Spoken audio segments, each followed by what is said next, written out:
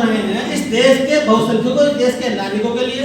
हमने विधि के अंदर वो जो कानून है वो सब बना दिए गए हैं, अब परेशान होने की आवश्यकता नहीं। तो बाबा साहब कहते हैं कि मिस्टर मुखर्जी, ये कागज के घोड़े कभी रेस में भाग नहीं लिया करते।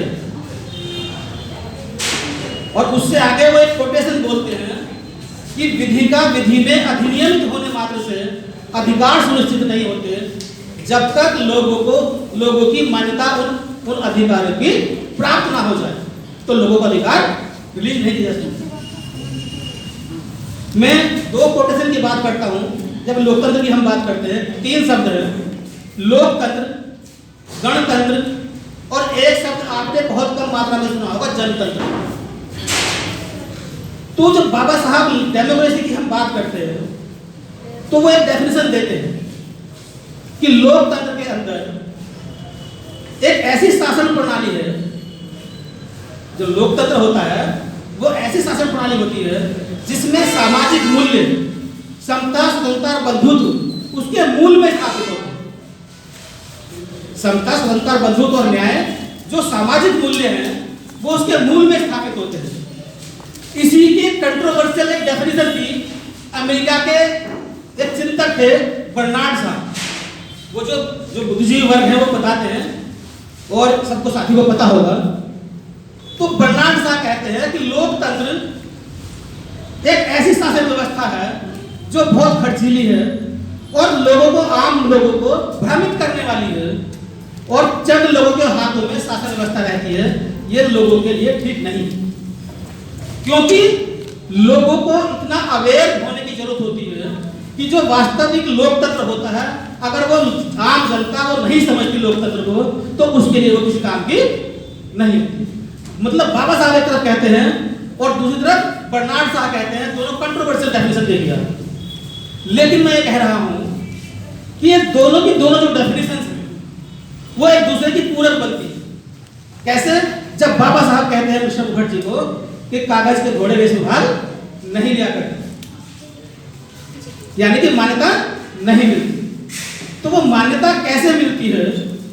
ये बात बाबा साहब जब कहते हैं कि लोकतंत्र और जो ये शब्द आया, मैं 1 मिनट के लिए इसमें बता दूं कि जो डेमोक्रेसी है ये पहली बार 17वीं शताब्दी में डेमोस शब्द से आया।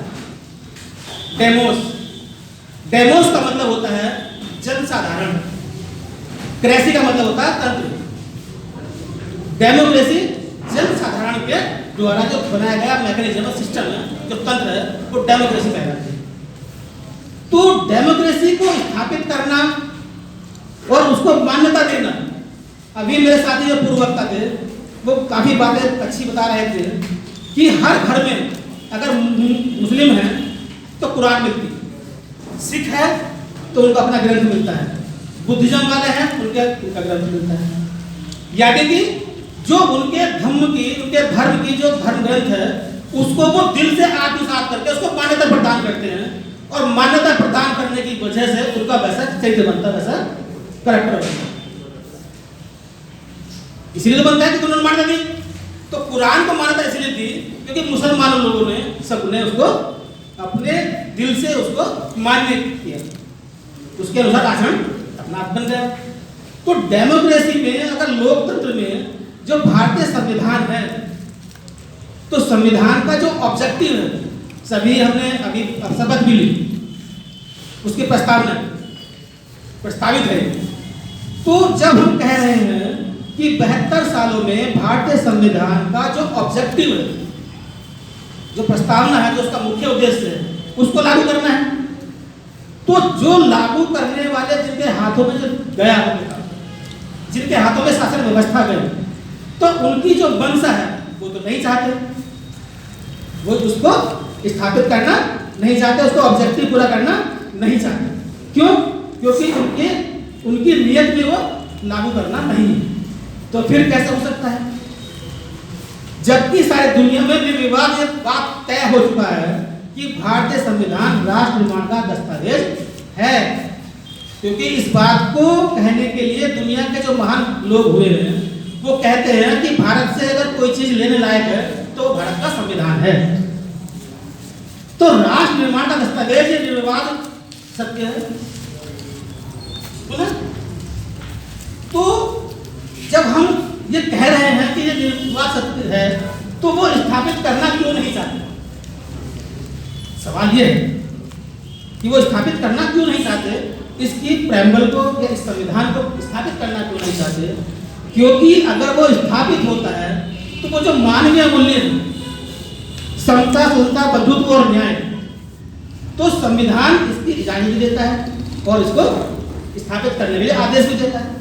अभी फंडामेंटल राइट्स की हम बात कर रहे हैं, तो पूरा का पूरा संविधान वास्तव में अगर संविधान है तो वो आर्टिकल 1 से लेकर आर्टिकल 51 तक है। पूरे भारतीय संविधान में 395 अनुच्छेद है, लेकिन एक्चुअल संविधान जो है वो आर्टिकल 51 तक ही है। इन 51 संविधान को कैसे इंप्लीमेंट करना है, कैसे लागू करना है, वो बाकी का संविधान लिखा हुआ है। अभी हम कह रहे हैं कि भारत के संविधान की जो एक एक कलम है, उस एक एक कलम को लागू करने के लिए जो हम सरकारें चुनते हैं, ये सरकार होती है, उसके लिए होती है कि संविधान की एक एक कलम के लिए वो कानून बनाए और उसको लागू करे। लेकिन आपको अचंभा होगा कि भारत के 72 सालों में जो संविधान के जो फंडामेंटल राइट्स हैं उनको लागू करने के लिए बहुत सारे कानून अभी नहीं बने।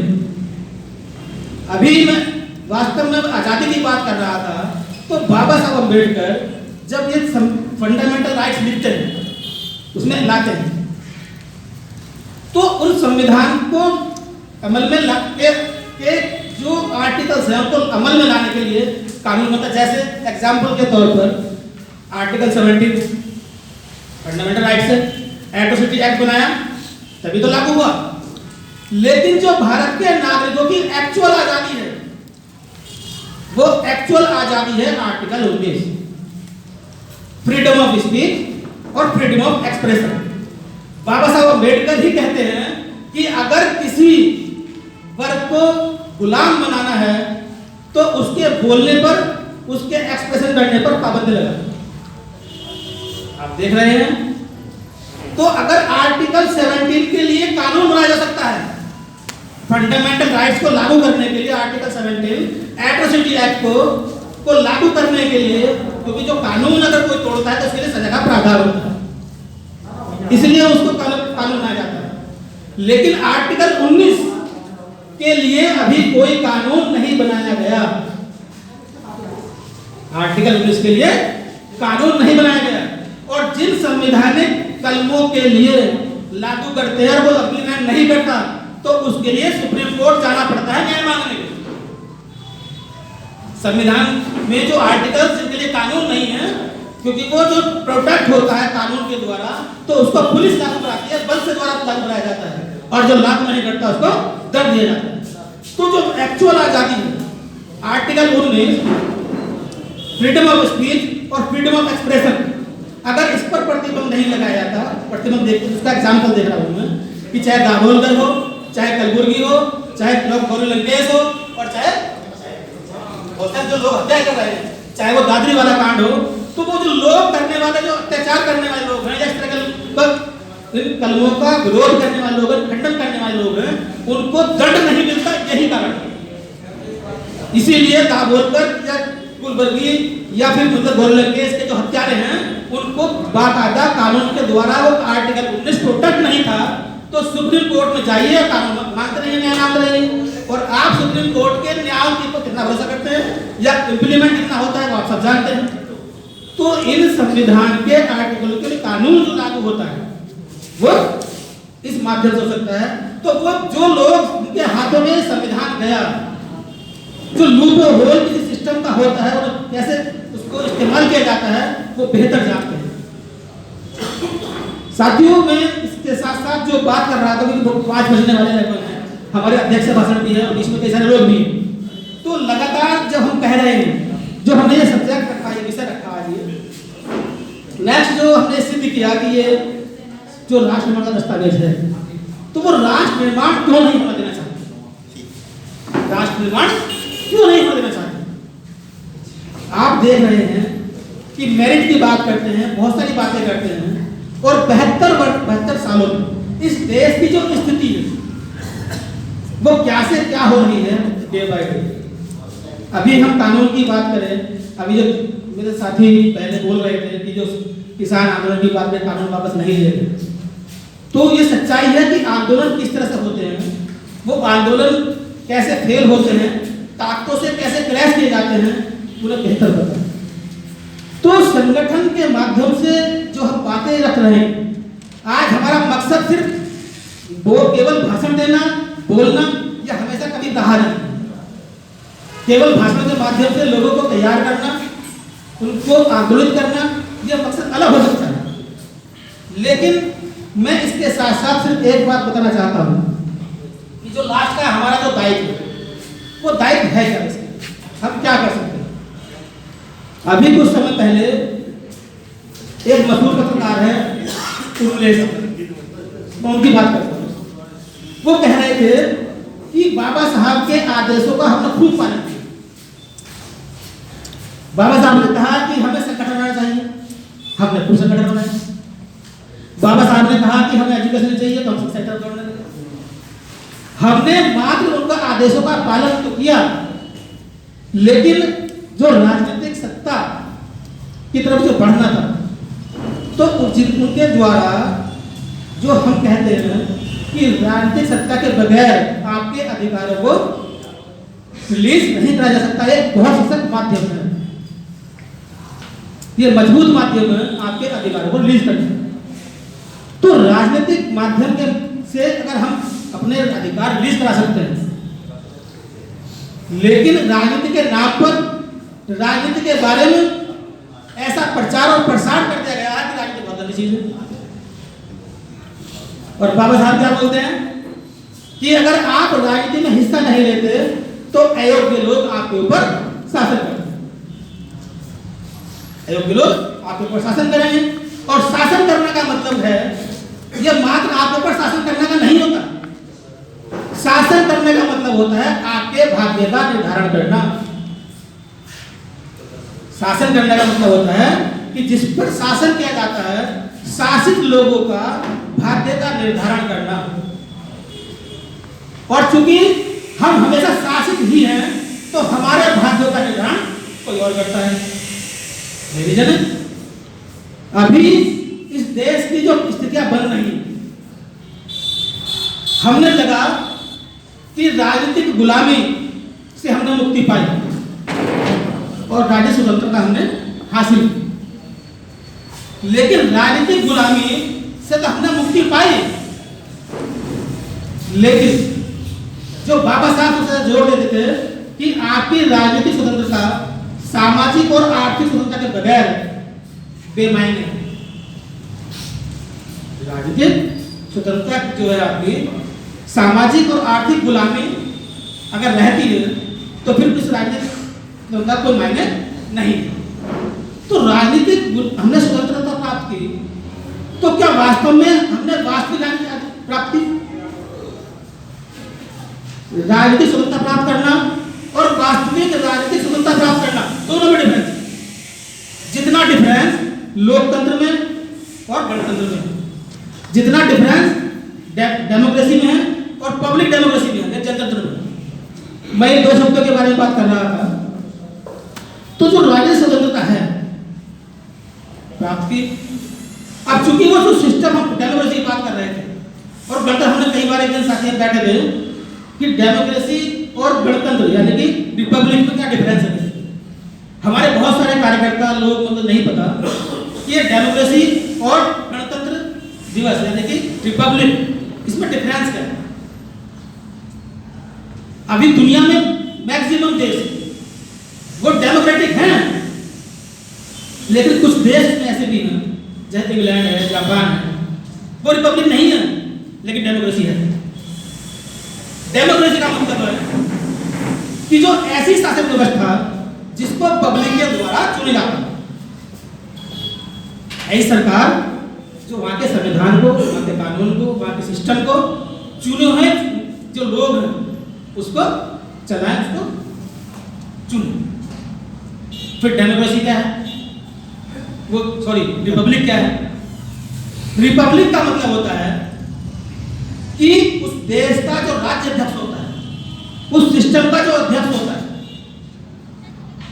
यानी कि इस देश का मुखिया होता है, उसको अनुवांशिकी के तौर पर नहीं चुना जाए, यानी कि राजा के तौर पर राजा का बेटा बने उसका राज्य अध्यक्ष बने, वो नहीं होना चाहिए।